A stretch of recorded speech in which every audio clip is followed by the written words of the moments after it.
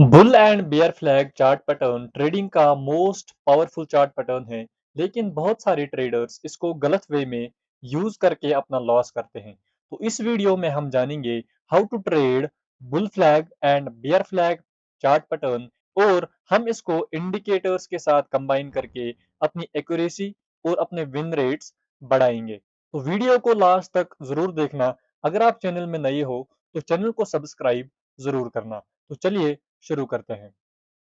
तो सबसे पहले हम जानेंगे कि फ्लैग पैटर्न होता क्या है। फ्लैग पैटर्न एक शॉर्ट कंसोलिडेशन होती है, जिसकी फॉर्मेशन हमेशा एक स्ट्रॉन्ग मूवमेंट के बाद होती है। अब मान लो यहां से एक स्ट्रॉन्ग बाइंग आई और फिर यहां से प्राइसेस ने एक कंसोलिडेशन दिखाई। ऐसे ऐसे करके प्राइसेस ने यहां पर एक कंसोलिडेशन दिखाई। अब जो ये स्ट्रॉन्ग बाइंग आई है, इसको हम बोलते हैं पोल, और जो इसके बाद ये कंसोलिडेशन हुई है, इसको हम बोलते हैं फ्लैग। तो अब इस पोल एंड फ्लैग के हमारे पास दो टाइप्स है। एक है बुल फ्लैग और दूसरा है बियर फ्लैग। तो बुल फ्लैग हमेशा एक अप ट्रेंड में बनता है, जैसे कि नाम से ही पता चल रहा है कि बुल फ्लैग।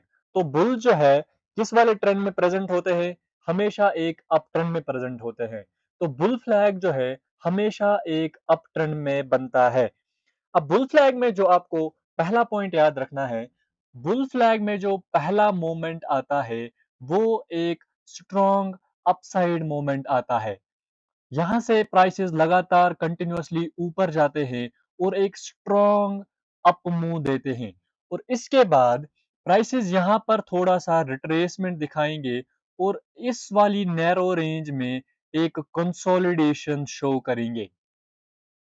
ऐसे ऐसे करके एक कंसोलिडेशन शो करेंगे। तो जैसे कि मैंने आपको यहाँ पर समझाया था, ये जो स्ट्रॉन्ग मूवमेंट होता है, इस वाले मोमेंट को हम बोलते हैं एक पोल, और जो ये कंसोलिडेशन फेज होता है, इसको हम बोलते हैं फ्लैग।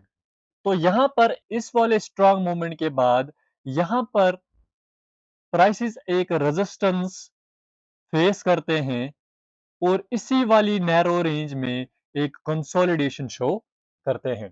अब आपको यहाँ पर जो इम्पोर्टेंट पॉइंट याद रखना है वो ये है कि ये जो स्ट्रॉन्ग मोमेंट यहाँ से आया है, और फिर अगर ये पुल बैक इस वाले स्ट्रॉन्ग मोमेंट के 50% के नीचे आ गया, तो ये वाला फ्लैग पैटर्न हमारे लिए इनवैलिड रहेगा और हम इस वाले फ्लैग पैटर्न को ट्रेड नहीं करेंगे। अगर प्राइसेस को यहाँ से ऊपर जाना होगा, तो यहाँ पर एक छोटी सी कंसोलिडेशन होती है। ज्यादा से ज्यादा 10 या 15 कैंडल इस वाले कंसोलिडेशन में बनते हैं, और फिर इस वाली रेजिस्टेंस का ब्रेकआउट होता है और प्राइसेस यहाँ से लगातार ऊपर जाते हैं।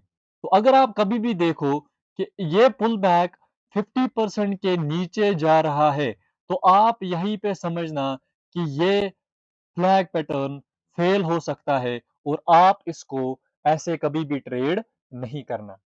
तो bull flag chart pattern market में आपको कुछ ऐसा दिखेगा। कभी कभार मार्केट में एक upside movement, strong upside movement आया, कभी कभार यहाँ पर एक ही रेड कैंडल बनती है।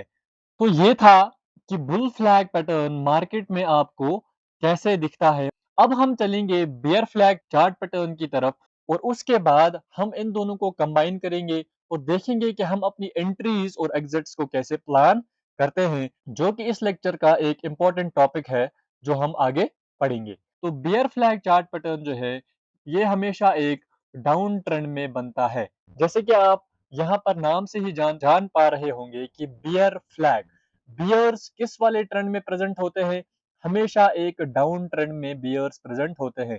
तो बियर फ्लैग की फॉर्मेशन हमेशा एक डाउन ट्रेंड में होगी। तो इसमें आपको सबसे पहले क्या मिलेगा, सबसे पहले एक स्ट्रॉन्ग मोमेंट आपको देखने को मिलेगा डाउन साइड की ओर, और फिर यहाँ पर प्राइसेस एक पुल बैक देंगे और यहाँ पर एक नैरो रेंज में कंसोलिडेट करेंगे।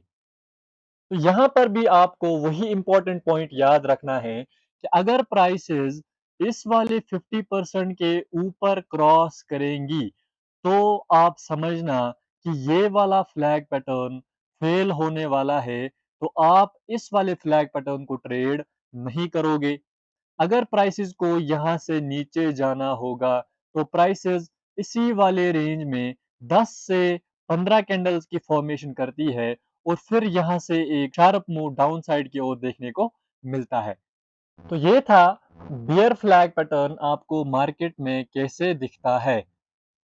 तो अब हम अपनी एंट्रीज देखेंगे कि हम अपनी एंट्रीज को प्लान कैसे करते हैं। मान लो अब यहाँ से एक शार्प मोमेंट आपने देखा कि यहाँ से एक शार्प बाइंग आई। तो जैसे ही आप देखोगे कि यहाँ से एक शार्प बाइंग आई, यहाँ पर उस शार्प बाइंग के साथ साथ एक शार्प वॉल्यूम भी उन कैंडल्स के साथ बनना चाहिए। तो जैसे ही यहाँ पर प्राइसेस एक पुल बैक देंगे और कंसोलिडेट करेंगे, यहाँ पर ऐसे-ऐसे कंसोलिडेट करेंगे, तो इस कंसोलिडेशन में यहाँ पर जो वॉल्यूम है, वो गिरना चाहिए। यानी कि वॉल्यूम यहाँ पर कम आना चाहिए, उससे आपको कंफर्म होगा कि ये एक पुल बैक ही है। यहाँ पर सेलर्स इंटरेस्टेड नहीं है मार्केट को नीचे ले जाने में। यहाँ पर हम एक रेजिस्टेंस इसके ऊपर डालेंगे और जैसे ही इस वाली रेजिस्टेंस का ब्रेकआउट होगा, तो ये ब्रेकआउट कैंडल एक बुलिश एंगल्फिंग कैंडल होना चाहिए और उसके साथ-साथ इसमें जो वॉल्यूम है, उसका स्पाइक अच्छा खासा आना चाहिए।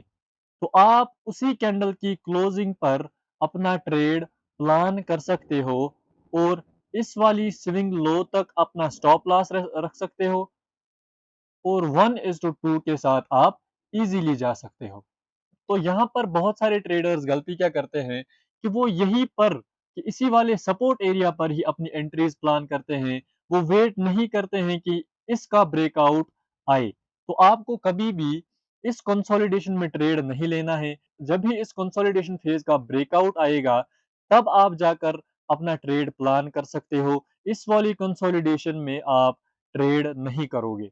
अब मार्केट कभी-कभार ऐसी कंसोलिडेशन आपको नहीं दिखाएगा। कभी-कभार क्या होता है कि मान लो यहाँ से एक शार्प बाइंग आई, तो यहाँ पर कभी-कभार होता है कि एक ही रेड कैंडल बनेगा। उस रेड कैंडल के ऊपर यहाँ पर आप एक रेजिस्टेंस मार्क करोगे और जैसे ही उस वाली रेड कैंडल का ब्रेकआउट होगा, तो आप उसी कैंडल की क्लोजिंग पर अपना ट्रेड प्लान कर सकते हो और उस वाले रेड कैंडल के नीचे अपना स्टॉप लॉस रहेगा और आप 1:2 के लिए इजीली जा सकते हो।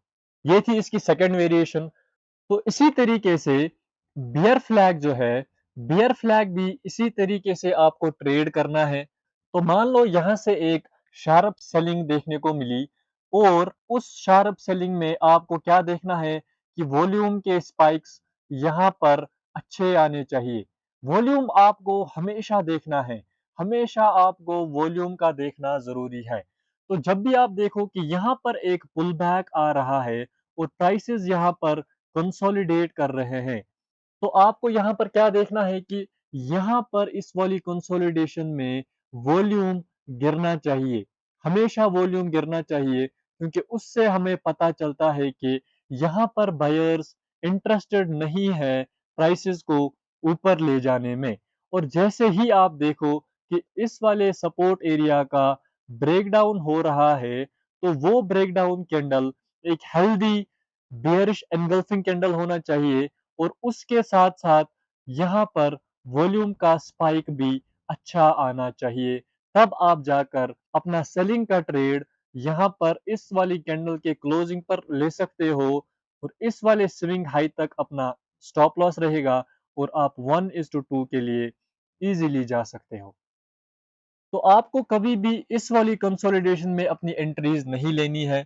कभी-कभार बहुत सारे ट्रेडर्स यहाँ पर फोमो में अपनी एंट्रीज प्लान करते हैं कि जैसे ही वो देखते हैं कि यहाँ पर थोड़ी-सी रिट्रेसमेंट आई, तो यहाँ पर वो अपनी एंट्रीज प्लान करते हैं। आपको ऐसा नहीं करना है। तो मार्केट को यहाँ पर थोड़ा-सा पॉज़ लेने दो और जो ही आप देखो कि इस वाले सपोर्ट एरिया का ब्रेकडाउन हो रहा है, तो तब जाकर आप अपना ट्रेड प्लान कर सकते हो। आपको कभी भी मार्केट में प्री मैच्योर एंट्रीज नहीं करनी है।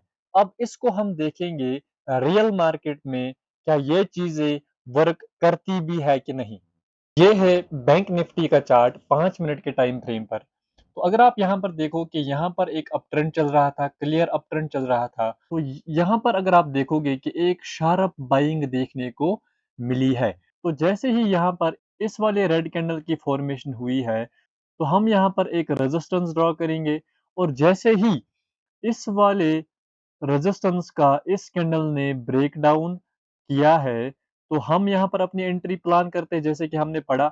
तो अगर हम इस वाले कैंडल की क्लोजिंग पर अपनी एंट्री प्लान करते और इस वाले स्विंग लो तक अपना स्टॉप लॉस रखते और यहाँ से हम 1:2 के लिए जा सकते थे। तो 1:2 यहाँ कहीं हमारा हिट हो चुका था। तो ये है एक बुल फ्लैग चार्ट पैटर्न की एग्जांपल। तो यहाँ पर इसी के साथ-साथ दूसरी एग्जांपल है। अब देखो यहाँ से ये जो बाइंग आई है, कितनी शार्प आई है? एकदम यहाँ से शार्प बाइंग आई है। तो यहाँ पर भी हम यहाँ पर एक ट्रेंड लाइन मार्क करते और जैसे ही इस वाली ट्रेंड लाइन का ब्रेकडाउन होता, हम यहाँ पर अपना ट्रेड प्लान कर सकते थे। तो जो हमारा स्टॉप लॉस रहता, वो इस वाले स्विंग लो तक रहता और हम इजीली 1:2 के लिए जा सकते थे। तो ये कुछ एग्जांपल्स थी bull and bear flag chart patterns की। तो मैं यहाँ पर वॉल्यूम की भी बात कर रहा था कि आपको वॉल्यूम जो है ज़रूरी देखना है। वॉल्यूम का देखना बहुत ज़रूरी है। तो अगर आप यहीं पर देखो कि ये जो बाइंग यहाँ पर आई थी, तो यहाँ पर जो वॉल्यूम है, यहाँ पर वॉल्यूम के स्पाइक्स इससे थोड़े से ज़्यादा आए थे। तो जो यह यहाँ पर ये वाला पुल बैक आया था, इसमें देखो वॉल्यूम गिर रहा था, गिर रहा था, गिर रहा था और जैसे ही अपना ये वाला ब्रेकआउट कैंडल आया था, तो उसमें देखो वॉल्यूम भी अच्छा आया था। तो उसमें यहाँ पर आप देख सकते हो कि वॉल्यूम भी अच्छा आया था, ये वाला और फिर देखो कि प्राइसेस यहाँ से कंटिन्यूअसली शूट अप हो चुके थे। तो ऐसे ही हम इस वाले में भी देखेंगे कि यहाँ पर देखो कि वॉल्यूम के स्पाइक्स कितने अच्छे आए थे जब ये वाले कैंडल्स की फॉर्मेशन हुई थी। तो जब ये पुल बैक यहाँ पर आया था, तो इसमें देखो कि तो इसमें आप देख सकते हो कि वॉल्यूम यहाँ पर कंटिन्यूअसली जो है गिर रहा था, गिर रहा था, गिर रहा था। तो जैसे ही अपना ये वाला ब्रेकआउट कैंडल मिला है, तो यहाँ पर आप देखो कि यहाँ पर वॉल्यूम के स्पाइक्स कितने अच्छे आए हैं। इसका मतलब क्या है कि हमारा ट्रेड वैलिड था, हम यहाँ पर अपनी एंट्री बना सकते थे। तो ये थे कुछ लाइव एग्जांपल्स के बुल फ्लैग रियल मार्केट में कैसे वर्क करते हैं और कैसे इनकी फॉर्मेशन होती है। तो अगर ये वीडियो अच्छा लगा तो वीडियो को लाइक और चैनल को सब्सक्राइब ज़रूर करना।